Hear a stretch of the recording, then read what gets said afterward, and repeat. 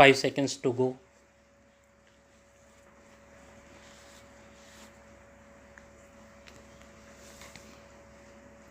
Start. They were going to interfere unnecessarily in the affairs of the company and were not allowing the existing provisions of the law to take their own course, consulted other interests, and placed the matter before the Standing Committee of the Industrial Advisory Council, where a large number of leading industrialists of the country were present, and ultimately it was realized that this was a case where the government could rightly and properly intervene, and there would be no occasion for any criticism coming from any quarter. It appears from the discussion on the floor of the House that the total number of weaving and spinning mills which were closed down for one reason or the other was about 35 in number.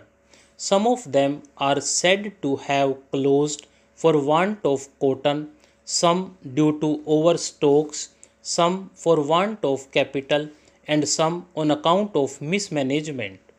The Minister for Industry, who sponsored the bill, in explaining what distinguished the case of Sholapur mill from the other mills against whom there might be charges of mismanagement, made it clear in the course of the debate that certain conditions had to be fulfilled before the government can and should intervene, and he set out these conditions as follows.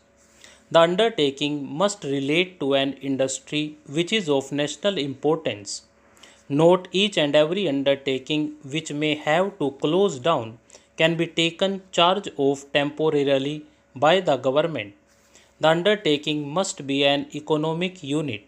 If it appears that it is completely uneconomic and cannot be managed at all, there is no sense in the government taking charge of it. If anything, it will mean the government will have to waste money which belongs to the taxpayer on an uneconomic unit.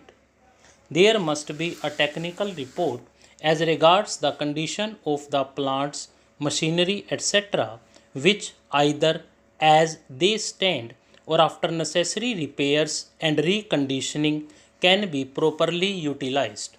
Lastly, and this is of considerable importance, there must be a proper inquiry held before the government takes any action.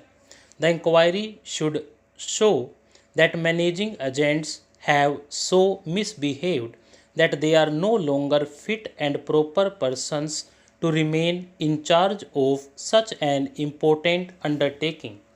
It appears from the same proceedings that Sholapur mill is one of the largest mills in Asia and employs 13,000 workers.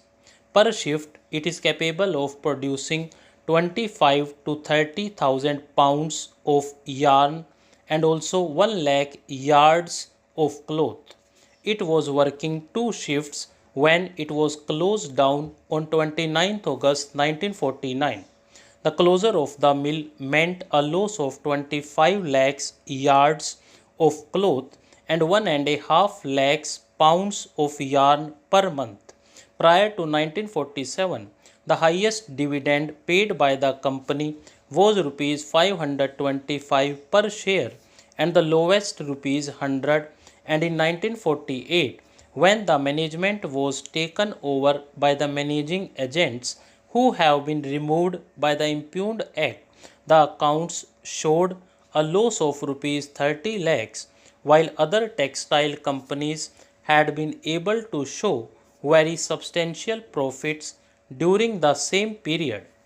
Stop.